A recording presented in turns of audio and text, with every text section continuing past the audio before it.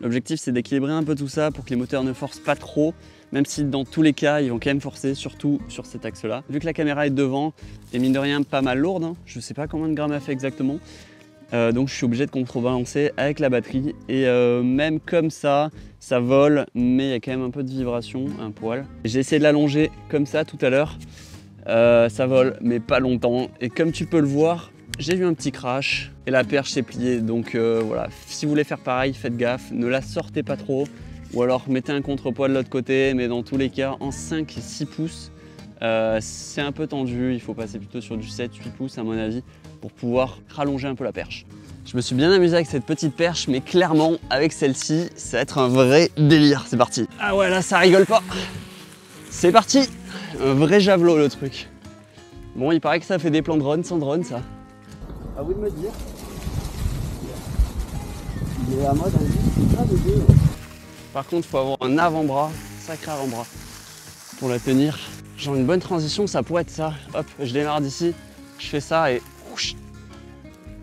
ciao. Et l'inverse aussi peut marcher, je pense. Hop, et là je suis à Amsterdam. Ok, maintenant je vais la mettre de façon un peu plus classique. Là j'ai à peu près 1 mètre, 1m50. Et au niveau de l'audio, je pense que c'est un peu mieux que si elle a 3 mètres. Parce qu'en fait là le son que vous avez entendu c'était avec mon micro-cravate et là c'est le son de la caméra. Il n'y a pas trop de vent, il y a des coups de feuilles qui font du bruit mine de rien. Et voilà, je sais pas si on m'entend bien aussi quand je filme ici près. Et si on voit bien les pédales et le dérailleur.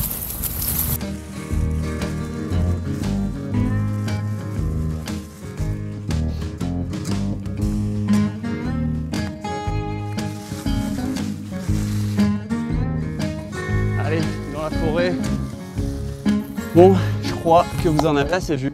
Il y a Mathilde de chez Insta360 qui m'a envoyé une petite liste de choses qu'ils veulent mettre en avant. Donc il y a une perche à selfie invisible pour une vue à la 3e personne et clairement c'est l'accessoire à utiliser avec cette caméra. Enfin, de mon point de vue, c'est trop bien, enfin, c'est dingue. Même à la petite perche, c'est trop pratique pour te balader, faire des plans même très cool, de près, proxy, à côté d'une roue de voiture, enfin n'importe quoi. Cette perche est trop bien et en plus elle est invisible. Ils font un espèce de stitching, comme ça tu vois pas la perche. Ensuite, une stabilisation flow state plus verrouillage d'horizon à 360, ça marche bien. Flow state, c'est pas révolutionnaire, enfin, bien évidemment quand on marche, on fait des hauts bas, donc cette stabilisation, il peut pas trop la réguler. Mais en réalité, en plein jour, la stabilisation marche vraiment très bien. La nuit, il y a quand même beaucoup de flou, parce que ils sont obligés de baisser le shutter, donc il y a du flou. T'es obligé de faire des compromis, mais en réalité, c'est très correct et ça marche vraiment même très bien. Ensuite, il va mettre en avant la solidité et l'étanchéité jusqu'à 10 mètres. Alors solidité, peut-être oui et non, il y a quand même un grand écran qui peut facilement se casser, il y a des lentilles hyper bien exposées. Pour une action cam, niveau solidité, à mon avis, c'est un peu light. C'est pas un truc qu'il faudrait mettre en avant. Voilà, l'étanchéité à 10 mètres, peut-être que ça fonctionne, j'ai pas testé, je t'avoue que là, en hiver, l'eau elle est bien froide dans la mer. donc je suis pas allé me baigner. Ensuite, la suite de montage, il y a dans l'application, j'ai pas testé, mais globalement, ça te recoupe un peu les meilleurs moments de tes vidéos et ça peut te faire un petit montage. J'ai pas testé non plus, moi j'ai juste exporté, enfin utilisé l'application et notamment cadré avec le téléphone, comme ça, vu que ça filme en 360, tu cadres avec le téléphone et t'exportes, après tu envoies directement sur Instagram et ça, c'est trop pratique, ça marche vraiment trop bien. Des vidéos 360 en 5,7K avec Active HDR. Alors cet HDR, franchement, j'ai pas hyper testé dans toutes les conditions, mais en tout cas, quand il y a du soleil, quand il y a des nuages, quand il y a du très noir, franchement, ça gère bien, ça gère vraiment bien. HDR, plutôt agréablement surpris. Après, du coup, il te fait ta colo, il t'accentue ta colo, donc tu peux pas sortir du log.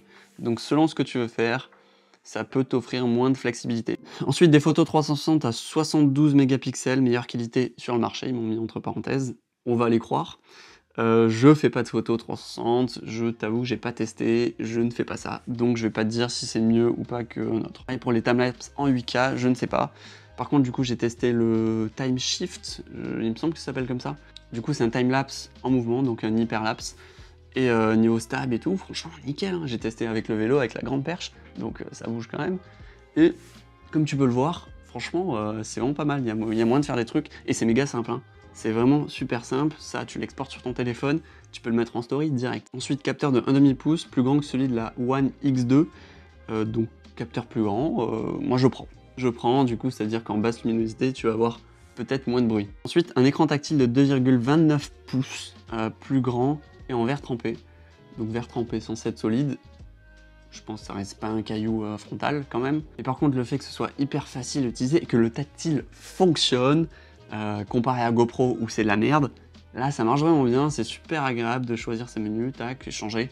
Donc ça c'est un gros point fort. Vraiment, enfin ça fait vraiment plaisir d'avoir un bon écran tactile sur une caméra d'action. Ensuite il y a un nouveau mode mono-objectif 4K. Donc c'est vrai que j'ai pas testé ce mono-objectif parce que je vois pas l'intérêt. Enfin moi je préfère l'utiliser, si j'ai cette caméra, je préfère l'utiliser en 360, en 5,7K. Par contre du coup tu vas cropper, donc tu vas être sur du 1080p. Si tu croppes normalement, enfin relativement serré à 90 degrés. Mais si tu as envie, ça t'offre cette possibilité de filmer en 4K comme une action cam classique. Du coup, tu as le mode Mi, justement, c'est pareil, mais ça te permet d'enlever la perche et de te filmer qu'à toi. Et pour finir, tu as un mode de préenregistrement, c'est-à-dire que quand tu appuies pour normalement filmer, là justement, ça arrête de filmer parce que ça filmait en continu tout avant. Donc si tu es dans des endroits, je sais pas, tu es dans une ville, vraiment à l'étranger, tu t'attends à rien, et hop, il t'arrive un truc de ouf, hop, t'appuies, et ça a déjà enregistré, donc c'est une option plutôt cool. Après, au niveau de la batterie, je t'avoue que je sais pas si j'utilise beaucoup de batterie. Maintenant, je vais te parler des points négatifs et des points positifs très rapidement. Donc, premièrement, t'as le prix. 590 €. C'est cher. C'est vraiment cher, mais en fait, c'est cher, oui et non, parce que ça t'offre une technologie, la 360, c'est quand même abordable à tous, surtout si t'es professionnel. 600 balles, c'est pas énorme pour une caméra. Par contre, pour des particuliers et pour l'utiliser quelques fois pour les réseaux sociaux, ça fait quand même très cher. Ensuite, parlons du poids.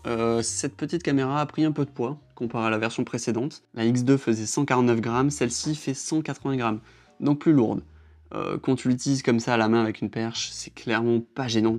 Pas du tout, tu as justement plus d'autonomie. Du coup, aussi de meilleures caractéristiques. Donc, c'est pas grave pour ça. Par contre, si tu veux utiliser sur un drone, si tu veux que la caméra soit légère, et ça se ressent. Le point négatif, c'est la qualité rectiligne quand tu filmes en 360 bien sûr, et que tu veux cropper en format rectiligne classique. L'image est clairement pas ouf, mais voilà, c'est comme ça. Mais cette qualité, ça m'embête pas tant, vu que je le sais, c'est pas tant un problème. Par contre, c'est le son. Le son pour du vlog, parce que pour du vlog, cette caméra pourrait être incroyable, mais le son est dégueulasse. Ils m'ont envoyé un petit micro, enfin un petit adaptateur pour mettre un micro externe, mais du coup, tu perds le côté 360, donc je sais pas s'il y a moyen d'enlever les membranes pour après du coup la caméra serait plus étanche, mais pour avoir un meilleur son et ensuite mettre des petites moumoutes, ça peut être faisable. Dernier point négatif qui est pour moi quand même important, c'est la solidité. Enfin, en fait, le fait que ce soit une 360, t'es obligé d'avoir des lentilles hyper exposées comme ça et pas interchangeables. Donc en fait, tu casses une lentille, après c'est bon, tu peux plus la changer. Ta caméra à 600 balles, tu pourras l'utiliser, mais toujours avec un petit pet sur l'objectif, donc très relou. Passons maintenant au point positif de cette caméra. Déjà, c'est la 360. C'est une caméra 360. Et du coup, utiliser avec une perche, c'est trop cool. Tu peux faire vraiment plein de choses. Niveau créativité, t'as pas de limite. Et ça me donne plein d'idées pour ma chaîne YouTube. Après, est-ce que je vais réaliser ces formats sur ma chaîne YouTube? Ça, c'est un autre problème. Mais du coup, pour faire plein d'autres choses, pour faire du format POV, par exemple que je mets sur mon boîtier, je me filme, je vais en ville, je fais des photos, machin. J'ai pas besoin d'avoir plein de caméras, j'ai juste cette caméra-là, un micro, cravate comme je te l'ai dit, et ça peut me faire un format qui tue de ouf. Un autre point qui m'a vraiment plu sur cette caméra, c'est l'écran qui est grand. Pour choisir tes menus, tes options, tout ça, c'est trop bien, c'est agréable. Autre point qui est pas négligé, c'est son étanchéité. Tu te poses pas de questions, tu fais du canyoning, hop, tu peux la prendre, n'importe quoi, t'es à la piscine, tu sautes, tu tombes dans l'eau, tu t'en fous vu qu'elle est étanche. Ensuite, il y a l'autonomie, je l'ai mis dans les points positifs parce que clairement, elle est pas dégueu l'autonomie. Je crois que tu peux filmer 1h50 ou je sais pas exactement, ça dépend ce que tu fais exactement, si l'écran est bien allumé ou pas. Et le dernier point, c'est son utilisation avec notamment le smartphone et son application qui est vraiment fluide. Il y a toujours des petits problèmes de connexion quand t'as plusieurs Wi-Fi ou quoi, au niveau de la caméra, mais ça j'ai l'impression que ça le fait un peu avec tout. Mais une fois que c'est connecté, franchement, c'est super rapide à éditer. C'est accessible à tous. Vraiment, c'est fait pour tout le monde. T'as pas besoin d'être monteur vidéo pour monter une vidéo avec ça. Et juste pour ça, franchement, chapeau. J'espère que cette petite vidéo t'a été utile. Si t'as cette caméra, n'hésite pas à me le dire, ce que t'en penses ou quoi, ton avis, parce que dans cette vidéo et dans toutes mes vidéos, je donne mon avis selon mon utilisation, selon ce que j'attends des produits. Donc ça reste que mon avis. Toi, tu auras sûrement un autre avis si tu l'as cette caméra. En tout cas, c'était bien fun à tourner, notamment avec la perche de 3 mètres où j'étais à Amsterdam en vélo. Tout le monde me regardait chelou. C'était bien marrant et franchement, ça m'a donné pas mal d'idées. Allez, je te dis ciao et bye, à la prochaine.